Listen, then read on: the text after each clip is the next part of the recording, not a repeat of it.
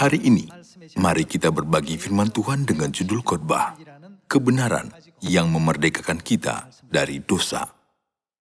Mari kita lihat Roma pasal 8 ayat 1. Demikianlah sekarang, tidak ada penghukuman bagi mereka yang ada di dalam Kristus Yesus.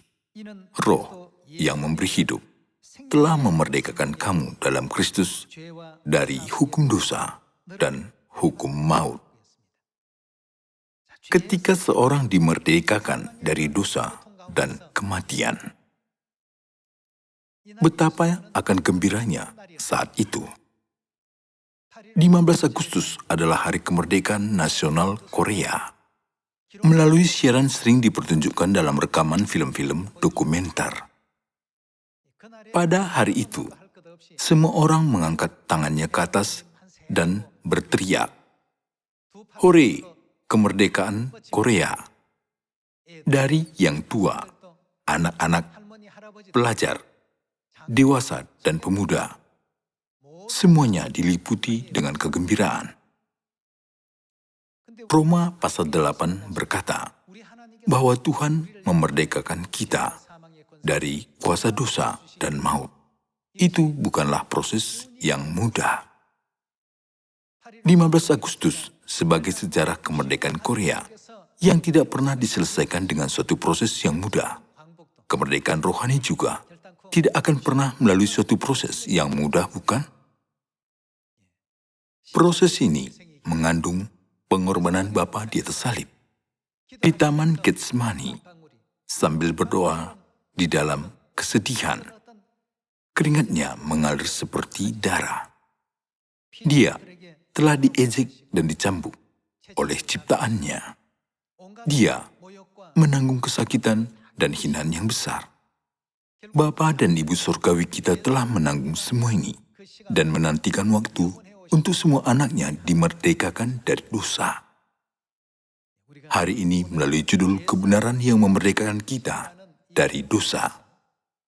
Janganlah kita hanya memperhatikan perkataan, Dia telah memerdekakan kamu dari hukum dosa dan maut, tanpa perasaan apapun. Sampai Korea merdeka, berapa banyak pembela tanah air yang menyerahkan nyawa mereka. Ketika kita berpikir tentang pengorbanan, usaha, dan keringat orang yang tak terhitung untuk kemerdekaan jasmani, ada berapa banyak lagi usaha untuk kemerdekaan rohani? Bukankah akan lebih besar dan lebih banyak cerita yang luar biasa tertulis tentang mereka? Seorang anggota Sion berkata, bila lebih banyak cerita ini telah tertulis dalam Alkitab, kita akan memiliki pemahaman lebih baik tentang kasih Tuhan Bapa dan Ibu. Ketika kita melihat dunia bayangan ini, kita dapat membayangkan betapa besar kesakitan dan penderitaan Bapa dan Ibu dan terus bertahan dalam dunia rohani walaupun kita tidak melihatnya. Jadi ketika Tuhan memerdekakan kita dari hukum dosa dan maut, itu tidak akan tercapai tanpa pengorbanan besarnya. Kemerdekaan itu tidak terjadi dengan sendirinya, tanpa adanya kesedihan, tanpa adanya harga, tanpa kesakitan, dan tanpa penderitaan. Mari kita semua meluangkan waktu dan memikirkan kembali lagi. Kita harus berpegang teguh pada kebenaran yang telah memerdekakan kita dari dosa yang telah diberikan Bapa dan Ibu. Saya percaya keluarga Sion harus dapat berlari dengan kekuatan penuh kepada kerajaan surga. Jika begitu, apakah maksudnya dari isi di dalam Roma pasal 8? Apakah hukum dari roh yang memberi hidup?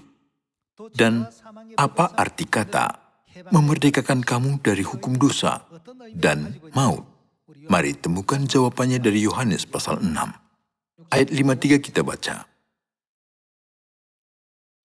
Maka kata Yesus kepada mereka, "Aku berkata kepadamu, sesungguhnya jikalau kamu tidak makan daging anak manusia dan minum darahnya, kamu tidak mempunyai hidup di dalam dirimu. Barang siapa makan dagingku dan minum darahku, ia mempunyai hidup yang kekal, dan aku akan membangkitkan dia pada akhir zaman. Sebab dagingku adalah benar-benar makanan dan darahku adalah benar-benar minuman. Barang siapa makan dagingku dan minum darahku, ia tinggal di dalam aku dan aku di dalam dia. Sama seperti Bapa yang hidup mengutus aku dan aku hidup oleh Bapa. Demikian juga barang siapa yang memakan aku akan hidup oleh aku. Tuhan berkata, aku memerdekakan kamu dari hukum dosa dan maut. Akhirnya, untuk membebaskan kita dari hukum dosa dan maut, Tuhan memberikan daging dan darahnya. Hanya mereka yang makan dagingnya dan yang minum darahnya yang dapat dibebaskan dari hukum dosa dan maut. Inilah perjanjian dari Tuhan. Seorang mungkin berpikir mereka terbebas dari dosa tanpa pengorbanan, hanya pergi ke gereja dan berdoa. Seorang juga akan berpikir segalanya mudah dilakukan tanpa pengorbanan. Bukankah orang Korea berjuang lama di bawah penjajahan Jepang, dijarah, menderita, dan hidup dalam penyiksaan? Meskipun tinggal di negara sendiri tapi tidak punya kedaulatan. Sebaliknya, mereka ditindas secara tidak adil oleh Kekaisaran Jepang. Saya percaya bahwa Anda telah mendengar sejarah Korea yang mengalami peristiwa yang memilukan ini melalui berbagai dokumenter, buku-buku, dan beberapa program televisi tentang waktu itu. Inilah sebabnya mendengar kata merdeka. Alangkah gembiranya hati mereka, bukan? Mereka yang makan kenyang dan hidup nyaman bahkan di bawah penjajahan Jepang tidak senang atas kemerdekaan bangsa. Oh, kita telah merdeka. Di bawah peraturan Jepang, kelihatannya kita sudah menemukan kembali kedaulatan kita yang telah dicuri. Tetapi mereka yang telah mengalami peristiwa yang pilu dan yang melewati penderitaan yang besar sangat terharu oleh kata merdeka. Oleh karena itu, di dalam Yohanes pasal 6, dituliskan bahwa untuk memerdekakan kita dari hukum dosa dan maut, Tuhan tidak ragu memberikan daging dan darahnya yang berharga untuk anak-anaknya. Karena ada karunia yang seperti itu dari Bapa dan Ibu, belenggu setan telah diputuskan dari saya dan Anda semua. Di pertengahannya, kita dimerdekakan. Sebelum ini, kerajaan surga bukan bagian dari hidup kita. Hidup kita sebelumnya adalah kehidupan yang mengira bahwa kita hidup di bumi dan menghilang seiring menjadi tua. Tidak menghilang, tetapi berlanjut di dalam neraka untuk selamanya. Tetapi bagi kita, mulai saat ini ke depannya, Tuhan telah membukakan bagi kita kerajaan surga yang kekal. Di ayat tadi kita baca, Yesus berkata, makan daging anak manusia dan minum darahnya, dan kamu akan mempunyai hidup yang kekal. Jikalau kamu tidak makan daging dan darahnya, kamu tidak mempunyai hidup. Kamu tidak akan bisa dilepaskan dari rantai kematian. Di antara 66 kitab dari Alkitab, perjanjian paling indah dan diberkati diberikan di dalam Yohanes pasal 6. Dalam Injil Lukas, ini disebut perjanjian baru, dikarenakan itu disebutkan perjanjian baru yang didirikan Yesus. Mari melihat di Lukas pasal 22 ayat 7. Maka tibalah hari raya roti tidak beragi, yaitu hari di mana orang harus menyembelih domba Paskah. Lalu Yesus menyuruh Petrus dan Yohanes, katanya, pergilah, persiapkanlah perjamuan Paskah bagi kita supaya kita makan. Kata mereka kepadanya, di manakah engkau kehendaki kami mempersiapkannya? Jawabnya, apabila kamu masuk ke dalam kota, kamu akan bertemu dengan seorang yang membawa kendi berisi air. Ikutilah dia ke dalam rumah yang dimasukinya, dan katakanlah kepada tuan rumah itu, guru bertanya kepadamu, di manakah ruangan tempat aku bersama-sama dengan murid-muridku akan makan Paskah? Lalu orang itu akan menunjukkan kepadamu sebuah ruangan atas yang besar yang sudah lengkap. Disitulah kamu harus mempersiapkannya. Maka berangkatlah mereka, dan mereka mendapati semua seperti yang dikatakan Yesus kepada mereka. Lalu mereka mempersiapkan Paskah. Ayat 19 kita baca, lalu ia mengambil roti, mengucap syukur, memecah-mecahkannya dan memberikannya kepada mereka. Katanya, inilah tubuhku yang diserahkan bagi kamu. Perbuatlah ini menjadi peringatan akan aku. Demikian juga dibuatnya dengan cawan sesudah makan. Ia berkata, cawan ini adalah perjanjian baru oleh darahku yang ditumpahkan bagi kamu. Melalui Paskah, perjanjian baru ini, Tuhan telah memberikan dagingnya dan darahnya yang berharga, mengizinkan anak-anaknya untuk dimerdekakan dari rantai dosa dan kematian. Banyak orang berpikir, kalau kita percaya Yesus mencurahkan darahnya yang berharga di salib, kita dapat diampuni dan dapat diselamatkan. Namun, bukankah Kristus telah berusaha menanggung penderitaan di Getsemani untuk membuka jalan hidup yang kekal bagi kita? Dia berkata, Bapa, jikalau sekiranya mungkin, biarlah cawan ini lalu daripadaku. Tetapi janganlah seperti yang ku kehendaki, melainkan seperti yang kau kehendaki. Melalui doanya yang singkat, kita dapat melihat sekilas bagaimana Bapa bergumul dengan kesakitan dan penderitaan ketika Dia datang ke dunia ini sebagai manusia. Semua penderitaan Tuhan yang harus dialami di dunia rohani diringkaskan dalam kata penyalipan. Semua hal di bumi ini adalah gambaran dan bayangan dari hal yang ada di surga. Dengan kesakitannya di dunia rohani itu, Dia membebaskan anak-anaknya. Beribu-ribu berdoa bagi kita yang menyebabkan kapalan pada lututnya. Itu dilakukannya bagi kita. Dia harus memikul salib yang begitu berat di atas bahunya, mendaki Golgota, menumpahkan darahnya, dan akhirnya mengorbankan dirinya di atas salib. Kita, anak-anak Sion, tidak boleh melupakan Tuhan berjuang melewati penderitaan untuk kita. Oleh karena itu, Paskah perjanjian baru itu berharga bagi kita. Bukankah Bapa dan Ibu adalah kenyataan dari Paskah perjanjian baru, juga sangat berharga bagi kita? Sampai Korea telah merdeka dari kekaisaran Jepang, ada banyak tentara yang berjuang untuk kemerdekaan.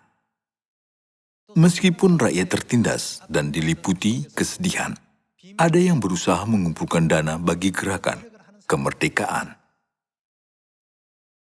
Ada juga orang yang secara rahasia mendukung keluarga daripada pejuang. Ada beberapa tenaga pendidik yang membangunkan pikiran rakyat melalui pendidikan. Walaupun tidak menembakkan senjata ataupun melemparkan bom. Semua mereka ingin merdeka dan bebas. Keinginan dan niat mereka akhirnya menghasilkan Hari Kemerdekaan Nasional Korea pada 15 Agustus, bukan? Hari Kemerdekaan Nasional terkandung hal-hal yang tak terlihat, seperti perjuangan, kesedihan, dan kesakitan banyak orang. Karena gerakan kemerdekaan, keluarga dipisahkan. Para ayah pergi ke Manchuria untuk bergabung gerakan kemerdekaan, sementara para ibu membesarkan anaknya dengan bekerja menjahit. Sama seperti saat semua kesakitan yang besar yang menghasilkan kemerdekaan. Sesungguhnya yang dapat membuat kita merdeka dari rantai dosa dan kematian bukanlah hal yang mudah untuk dijelaskan. Seperti yang kita pikirkan tentang itu, sekali lagi, mari kita berpegang teguh pada karunia pengampunan dosa sampai kita masuk ke kerajaan surga. Peganglah apa yang ada padamu supaya tidak seorang pun mengambil mahkotamu. Kita harus menjadi kita yang bisa sepenuhnya mengikuti kehendak Tuhan, bukan? Oleh karena itu, Yesus berkata di Lukas pasal 22, cawan ini adalah perjanjian baru oleh darahku yang ditumpahkan bagi kamu. Bagimu ini adalah jalan yang mudah untukmu berjalan. Saya harus berjalan di depan kamu dan melewatinya, sekalipun itu tidak pernah mudah bagiku. Dia juga bermaksud, aku telah mempersiapkan dan meratakan semua jalan bagimu. Jalan diberikan Tuhan bagi kita adalah tujuan dan nasib kita. Itu adalah jalan yang telah ditempuh Bapa dan Ibu. Dan jalan yang harus kita jalani, bukan? Mari kita melihat Yeremia pasal 31 ayat 31. Sesungguhnya akan datang waktunya, demikianlah firman Tuhan, aku akan mengadakan perjanjian baru dengan kaum Israel dan kaum Yehuda. Bukan seperti perjanjian yang telah kuadakan dengan nenek moyang mereka pada waktu aku memegang tangan mereka untuk membawa mereka keluar dari tanah Mesir. Perjanjianku itu telah mereka ingkari, meskipun aku menjadi Tuhan yang berkuasa atas mereka. Demikianlah firman Tuhan. Tetapi beginilah perjanjian yang kuadakan dengan kaum Israel sesudah waktu itu. Demikianlah firman Tuhan. Aku akan menaruh Tauratku dalam batin mereka dan menuliskannya dalam hati mereka. Maka aku akan menjadi Allah mereka dan mereka akan menjadi umatku. Dan tidak usah lagi orang mengajar sesamanya atau mengajar saudaranya dengan mengatakan, kenalah Tuhan. Sebab mereka semua, besar kecil, akan mengenal aku. Demikianlah firman Tuhan. Sebab aku akan mengampuni kesalahan mereka. Aku akan mengampuni kesalahan berarti aku akan membebaskan dari dosa. Aku di sini, satu-satunya yang membebaskan dosa adalah Tuhan. Sebab aku akan mengampuni kesalahan mereka dan tidak lagi mengingat dosa mereka. Sebagai pendosa yang telah melakukan dosa besar di surga, kita telah diusirkan ke bumi ini. Betapa besar perjuangan Bapa sendiri hanya untuk meratakan jalan ke surga untuk kita. Pendosa dapat diselamatkan. Jalan yang kita tempuh sekarang ini adalah jalan yang dibuat atas pengorbanan Bapa. Kita tidak boleh melupakan bahwa jalan itu juga dibuat melalui pekerjaan Ibu.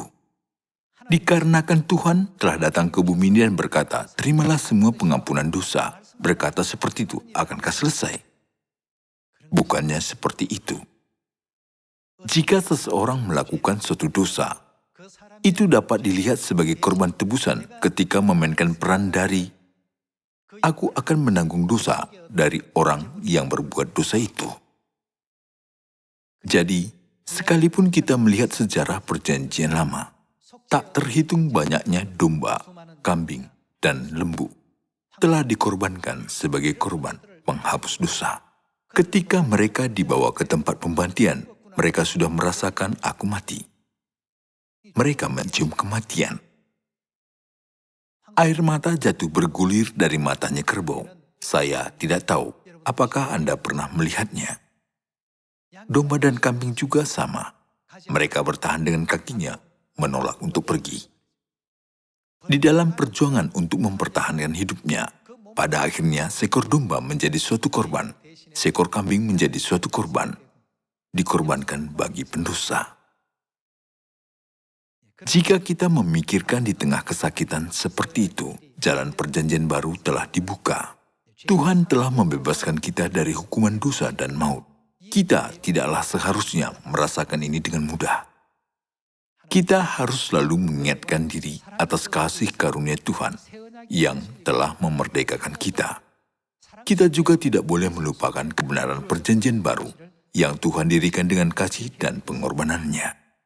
Jadi, Yeremia pasal 31 ayat 34 berkata, sebab aku akan mengampuni kesalahan mereka dan tidak lagi mengingat dosa mereka.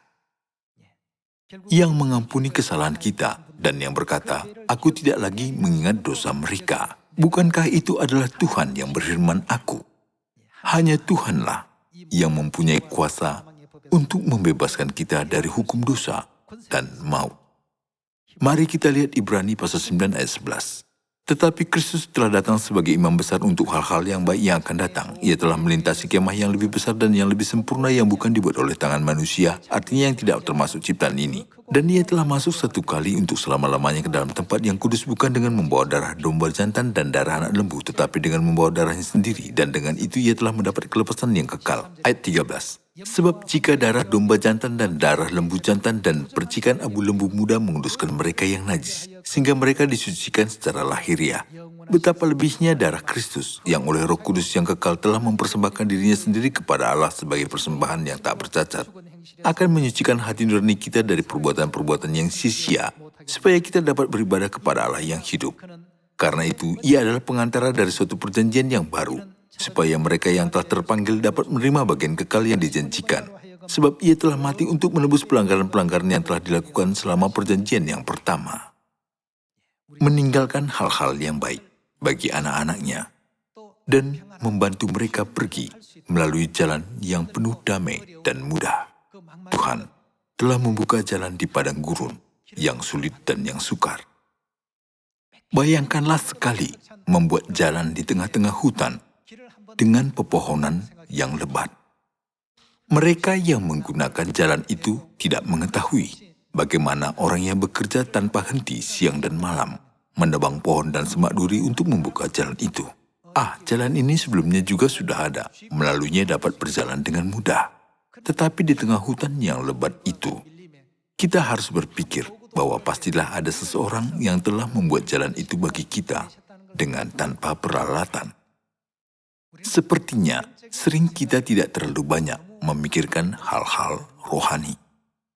Karena jalan sekarang ini, kelihatannya sama sekali tidak ada kesulitan. Jika kita selalu mengingat, Dia yang berjuang membebaskan kita dari hukum dosa dan maut. Mengapa Tuhan berfirman, mengucap syukurlah dalam segala keadaan, dan bersukacitalah senantiasa. Dengan menyadari hal ini, kita tidak akan mengeluh, bertengkar, atau berdebat apapun. Jika tidak membuat jalan itu, hari ini saya dan Anda, apakah perjanjian baru itu? Apakah Paskah itu? Mengapa kita merayakan Sabat pada hari Sabtu? Kemungkinan kita pun di dalam posisi di mana kita bahkan tidak tahu mengapa seharusnya kita tidak menyembah salib. Supaya membuka jalan yang rata seperti itu di bumi ini. Bapa datang ke bumi ini sekali lagi, walaupun Dia tidak mau datang lagi, untuk bersama dengan kita sampai akhir.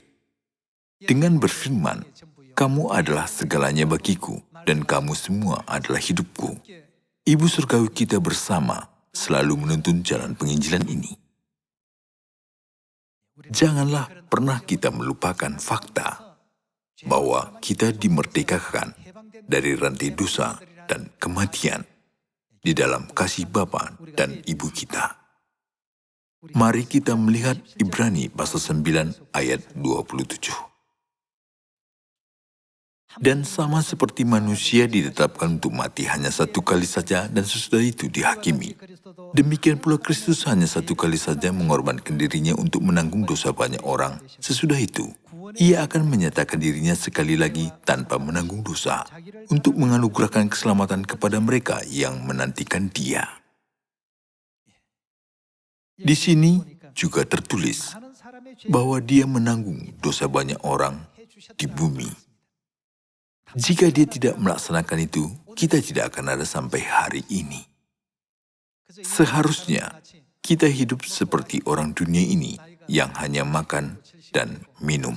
Dan setelah 60, 70, atau bahkan 80 tahun, akhirnya meninggal dunia dan berdiri di depan tahta Tuhan untuk dihakimi. Namun, Tuhan datang ke bumi kedua kali untuk menyelamatkan kita. Inilah berkat dan kabar luar biasa diberikan hanya kepada anak-anaknya. Ibrani pasal 10 ayat 9. Dan kemudian katanya, sungguh aku datang untuk melakukan kehendak-Mu. Yang pertama Ia hapuskan supaya menegakkan yang kedua. Dan karena kehendak-Nya inilah, kita telah dikuduskan satu kali untuk selama-lamanya oleh persembahan tubuh Yesus Kristus. Kita tidak melakukan apapun untuk layak menerima ini. Kita percaya di dalam ajaran-ajaran Tuhan dan hanya mengikutinya. Tuhan sudah mengorbankan dirinya sebagai korban penghapus dosa bagi kita. Dia telah menempatkan kita semua di dalam suatu posisi di mana kita dapat menerima kekudusan. Kita baca ayat 11. Selanjutnya, setiap imam melakukan tiap-tiap hari pelayanannya dan berulang-ulang mempersembahkan korban yang sama sekali tidak dapat menghapuskan dosa. Melalui hukum Taurat dalam perjanjian lama, dosa tidak bisa dihapus. Kita baca ayat 12. Tetapi ia setelah mempersembahkan hanya satu korban saja karena dosa, ia duduk untuk selama-lamanya di sebelah kanan Allah. Dan sekarang ia hanya menantikan saatnya di mana musuh-musuhnya akan dijadikan tumpuan kakinya. Sebab oleh satu korban saja ia telah menyempurnakan untuk selama-lamanya mereka yang ia kuduskan. Dan tentang hal itu Roh Kudus juga memberi kesaksian kepada kita. Sebab setelah ia berfirman, inilah perjanjian yang akan kuadakan dengan mereka sesudah waktu itu. Ia berfirman pula, aku akan menaruh hukumku dalam hati mereka dan menuliskannya dalam akal budi mereka. Di mana firman ini juga muncul? Di dalam Yeremia pasal 31. Firman yang Tuhan berikan pada waktu dia mengadakan perjanjian baru muncul lagi di sini. Akhirnya, melalui kebenaran perjanjian baru, Tuhan memerdekakan kita dari hukum dosa dan maut. Dia datang ke bumi sekali lagi untuk menyelamatkan kita. Beginilah cara Tuhan Elohim menuntun kita ke jalan kebenaran perjanjian baru dan membebaskan kita dari hukum dosa dan maut. Kepada siapa semua manusia harus pergi? Mereka harus pergi kepada roh dan pengantin perempuan yang adalah bapa dan ibu kita. Mari kita lihat satu lagi ayat dalam Wahyu pasal 22 ayat 17. Roh dan pengantin perempuan itu berkata, marilah. Dan barang siapa yang mendengarnya, hendaklah ia berkata, marilah. Dan barang siapa yang haus, hendaklah ia datang. Dan barang siapa yang mau, hendaklah ia mengambil air kehidupan dengan cuma-cuma. Sekarang, kita mengenal roh dan pengantin perempuan yang satu-satunya memerdekakan kita dari hukum dosa dan maut. Yang tidak menolak kematian seperti ini bagi kita. Dalam jangka waktu yang lama, menebus dosa kita. Bangsa Israel telah mempersembahkan korban harian untuk tebusan. Banyak domba, banyak kambing, banyak anak lembu. Jika kita mengenal siapakah yang sebenarnya berkorban dan darahnya dipercikkan, kita pasti akan mendengar suaranya dan pergi kepadanya. Itulah Bapa dan Ibu. Untuk memerdekakanku dari hukum dosa dan maut, engkau telah banyak melalui kesulitan dan penderitaan. Saudara-saudari, menurut pikiran Anda, apakah ada binatang yang suka mati? Baik binatang atau manusia, tak ada yang mau mati. Walaupun begitu, setiap hari mereka diseret ke rumah pembantaian. Untuk siapa? Untuk para pendosa. Untuk menebus orang berdosa, mereka harus dikorbankan sebagai korban penghapus dosa. Sebenarnya Bapa dan Ibulah yang menderita siksaan ini setiap hari. Untuk siapa? Akhirnya, untuk kita. Itulah sebabnya Bapa dan Ibu sudah mengadakan perjanjian baru. Jika kita melihat isi dari Alkitab, seberapa lamakah mereka telah berusaha memerdekakan kita dari dosa dan kematian? Bukankah sekali lagi kita dapat merasakannya? Sekarang kita harus membuang iman kekanak-kanakan untuk punya iman yang dewasa. Dengarkanlah suara Bapa dan Ibu dan pergi kepada roh dan pengantin perempuan. Mari kita membagi kasih dengan orang yang lain dan saling mendukung. Sehingga kita dapat pergi ke surga, kita saling bersemangat dan saling mendukung satu dengan yang lainnya. Sehingga kita tidak jatuh dalam godaan dunia dan takluk kepada setan. Masing-masing bersukacita melihat jalan yang lancar. Kita berharap jalan Injil kita ke kerajaan surga akan pasti dengan saling bahu-membahu bersama. Bukankah itu kehendak Bapa dan Ibu untuk memerdekakan kita dari dosa dan maut? Sama seperti aku telah mengasihi kamu, demikian pula kamu harus saling mengasihi. Saudara-saudara, seberapa besarkah Tuhan telah mengasihi kita? Bukankah kita harus saling mengasihi anggota surgawi kita dengan cara yang sama? Berharap semua anggota keluarga Sion kita akan menerima keselamatan, berbagi kasih persaudaraan dan masuk kerajaan surga yang abadi. Saya menutup khotbah ini, terima kasih.